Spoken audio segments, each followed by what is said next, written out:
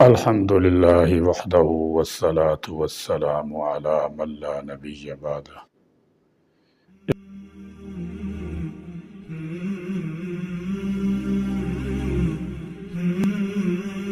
اسرائیل کی آبادی 1 کروڑ کے قریب ہے، جبکہ پوری دنیا میں یہودیوں کی کل آبادی 1 کروڑ 60 لاکھ ہے، اور دنیا کی کل آبادی کا محض 0.2% ہے۔ دوسری طرف دنیا میں مسلمانوں کی کل آبادی 1.5 ارب سے زائد ہے، جو کہ دنیا کی کل آبادی کا 25% ہے، جبکہ دنیا میں 57 مسلم ممالک ہیں جو باضابطہ طور پر OIC کے ممبر ہیں۔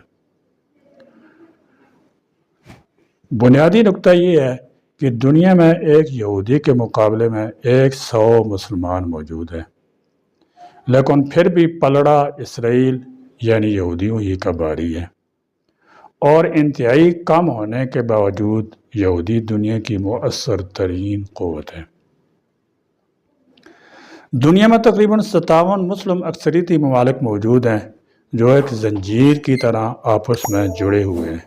جنوبی ایشیا میں پاکستان سے لے کر ایشیا یورپ کی سرحد پر واقع ترکی تک، اور مشرق وسطی کے عرب ممالک سے شمالی افریقہ کے مسلم اکثریتی ممالک تک اسلامی ممالک کی سرحدیں باہم ملی ہوئی ہیں۔ دنیا میں مسلمانوں کی کل تعداد 1.5 ارب سے بھی زائد ہے، جن کی اکثریت جنوبی ایشیا، وسطی ایشیا، مشرق وسطی، شمالی افریقہ میں آباد ہے۔ یوں مسلم ممالک ایک بہت بڑی طاقت بن کر ابھر سکتے ہیں، مگر شرط یہ ہے کہ ان میں باہم اتحاد اتفاق ہو اور وہ اسلام کے سنہرے اصولوں کے مطابق نظام حکومت تشکیل دیں۔ اکثر مسلم ممالک تیل کی دولت سے مالا مال ہیں۔ دنیا میں عالمی سطح پر تیل پیدا کرنے والے ممالک کی تعداد 20 ہے، جن میں سے 12 اسلامی ممالک ہیں۔ مسلم ممالک کے تیل کی دولت کو دیکھ کر یہ مقولہ مشہور ہو گیا کہ جہاں مسلمان ہے وہاں تیل ہے۔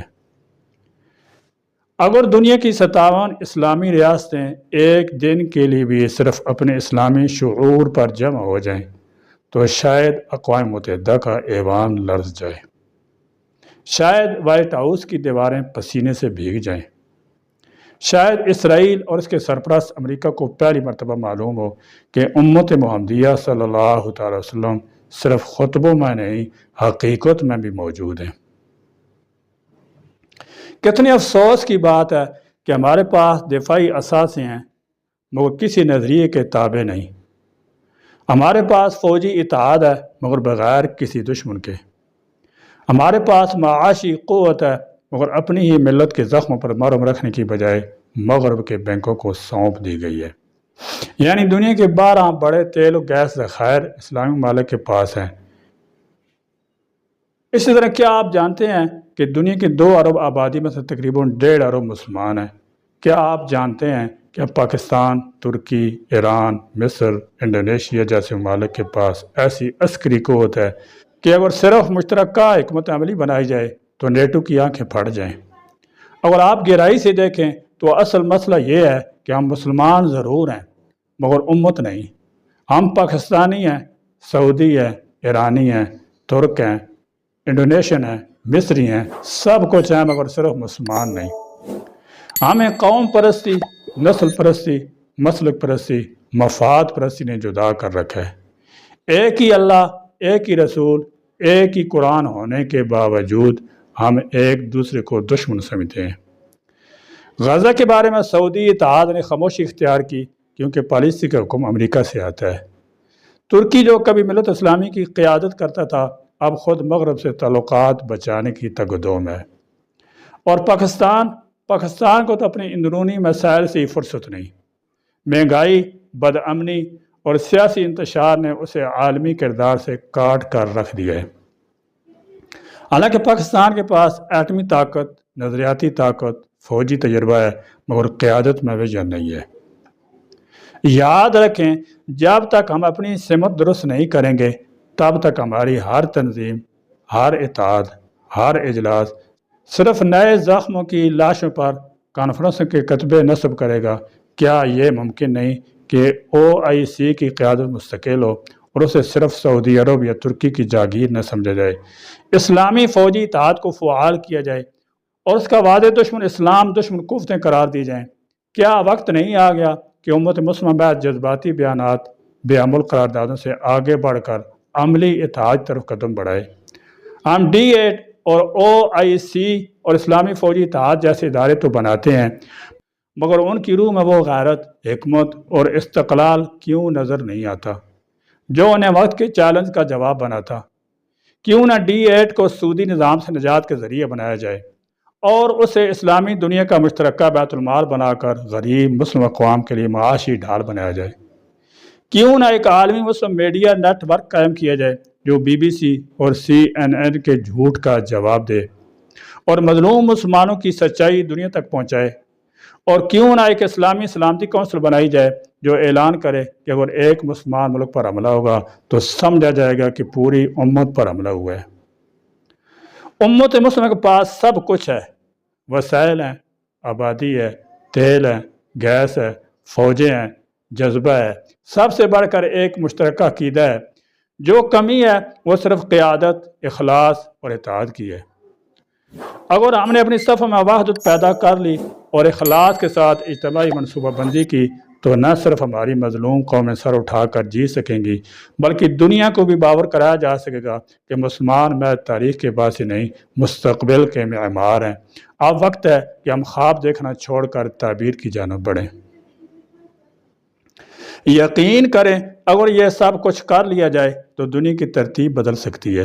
اسرائیل ہو یا بھارت، امریکہ ہو یا فرانس، سب جانتے ہیں کہ مسلمانوں کے متحد ہونے کی دیر ہے اور پھر کوئی طاقت انہیں روک نہیں سکتی، لیکن شرط ایک ہے، اتحاد، اور اتحاد کی بنیاد اسلام ہے، نہ کہ فرقے، قومیت یا جغرافیہ۔ میں ایک عام مسلمان ہوں، نہ حکمران نہ کمانڈر، مگر جب میں اپنے بچوں کو فلسطین کی لاشیں دکھاتا ہوں، جب میں غزہ کے ملبے سے نکلتی چیخنے سنتا ہوں، جب میں اسرائیل کے جنگی طیارے دیکھتا ہوں اور میرے اپنے حکمران خاموش رہتے ہیں تو میرا دل ٹکڑے ٹکڑے ہو جاتا ہے۔ کیا ہم واقعی ایسے وقت کے منتظر ہیں جب مسجد اقصی بھی ماضی بن جائے، جب بیت اللہ پر نظریں اٹھیں اور ہم صرف مذمتی بیان جاری کریں؟ نہیں، اب وقت آ گیا ہے کہ ہم ہر مسلم ملک کے گلی کوچے، یونیورسٹی، مدرسے اور ادارے سے مسلموں کو جگانے کی آواز بلند کریں، اس سے پہلے کہ بہت دیر ہو جائے۔ اسرائیل کی چھوٹی سی ناجائز ریاست مسلم ممالک میں گھری ہوئی ہے اور غیر مسلم ریاستیں اس سے بہت فاصلے پر واقع ہیں۔ اور مسلمانوں میں غیرت ایمانی موجود ہو اور اپنے دین کے مطابق ان میں اتحاد اتفاق ہو تو اسرائیل کو وہ ایک لقمے میں نگل جائیں، لیکن یہاں اس کے برعکس ہو رہا ہے، اس کے الٹ ہو رہا ہے کہ چھوٹا سا اسرائیل جو کہ مسلم ممالک میں گھرا ہوا ہے، بجائے مسلم ممالک سے ڈرنے کے خود انہیں ڈرا رہا ہے۔ مسلم ممالک سے کیا لقمہ بنائیں گے، وہی مسلم ممالک کے لقمے بنا رہا ہے اور تھوڑا تھوڑا کر کے انہیں نگلتا جا رہا ہے۔ فلسطین کو تو مکمل طور پر نگل چکا ہے، اب وہ رفتہ رفتہ آگے بڑھ رہا ہے۔ اس کا ہدف تو مکہ اور مدینہ ہے، جہاں تک وہ کبھی نہیں پہنچ پائیں گے انشاءاللہ تعالی، لیکن اس ہدف کو پورا کرنے کی کوشش میں تو مگن ہے، جس میں نہ جانے کتنی مسلم ریاستوں کو نقصان اٹھانا پڑے گا اور مسلمانوں کو اور کتنے صدمے سہنے پڑیں گے۔ فلسطین کی حالت دیکھ کر دل دکھتا ہے، ساتھ یہ خدشہ بھی رہتا ہے کہ مسلم ممالک اگر اسی طرح آنکھیں بند کر کے اپنی دنیا میں مگن لے تو یہ ناسور ایک دن تمام ممالک میں داخل ہو کر انہیں بھی فلسطین کی طرح تباہ کر دے گا اور کسی کو محسوس بھی نہیں ہونے دے گا۔ اسرائیل میں اتنی جرأت کیسے پیدا ہوئی؟ یہودی تعداد میں نہایت قلیل ہوتی ہوئی بھی اتنے طاقتور کیسے بنے؟ کہتے ہیں کہ اسرائیل اتنی حقیر ریاست ہے، اگر 1.5 ارب مسلمان اس پر تھوک بھی دیں تو وہ ان کی تھوک میں ہی بہہ جائے گی۔ اس کے علاوہ اسرائیل یہودی ریاست ہے تو ظاہر ہے کہ ان میں تو ایمان نام کی بھی کوئی چیز نہیں ہے، جس کی وجہ سے یہ کہا جائے کہ انہیں تعداد کی کمی کے باوجود ایمان کی طاقت نے اتنا طاقتور بنا رکھا ہے۔ ان کی طاقت کی اصل وجہ یہ ہے کہ وہ اپنی قوم کے ساتھ مخلص ہیں۔ وہ پوری دنیا کو دھوکہ دیتے ہیں، دغا بازی کرتے ہیں، لیکن اپنی قوم کی راحت کا ہر طرح سے خیال رکھتے ہیں۔ وہ اپنے نظریات کو پایہ تکمیل تک پہنچانے کے لیے ہم وقت کمر بستہ رہتے ہیں اور اس کے لیے محنت کوشش بھی کرتے رہتے ہیں۔ یہودیوں کے برعکس مسلمان تو گویا خود ہی اپنی تباہی پر کمر بستہ ہیں۔ مسلمان اپنی بربادی کے لیے محنت کر رہے ہیں۔ حکمران طبقے اور اہل علم کے درمیان بہت بڑا خلا پایا جاتا ہے۔ علماء دانشوروں کی بات مان لینا تو مسلم حکمرانوں نے گویا اپنے اوپر حرام کر رکھا ہے، ہر ایک اپنے مفادات کی تکمیل اور اپنی دولت کے انبار میں اضافے کا طالب ہے، خواہ اس کے لیے اسلام دشمن سے کتنے بڑے سودے ہی کیوں نہ کرنے پڑے۔ انہیں اپنی قوم، اپنے مذہب سے کوئی لگاؤ نہیں ہے، اپنی دولت اپنی خون کے پیاسوں کے پاس بطور امانت رکھوائی ہوئی ہے، جس سے وہ منافع حاصل کر کے انہی کے خلاف سازشیں کرتے ہیں۔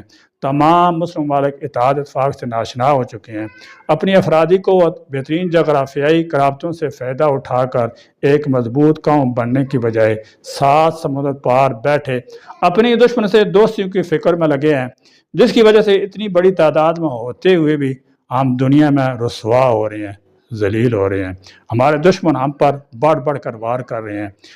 اور اب بھی ہم کم از کم گزشتہ ایک صدی پر محیط اپنی تاریخ سے سبق حاصل کر کے سنبھلتے نہیں ہیں تو آنے والا وقت مسلمانوں کے لیے بہت زیادہ تکلیف دہ ثابت ہوگا۔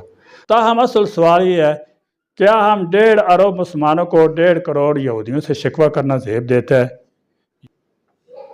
یہودیوں کے پاس صرف ایک ملک ہے اور ہم مسلمانوں کے پاس 61 ملک ہیں، وہ 1.5 کروڑ اور ہم 1.5 ارب ہیں، اس کے باوجود وہ حاکم اور ہم محکوم ہیں۔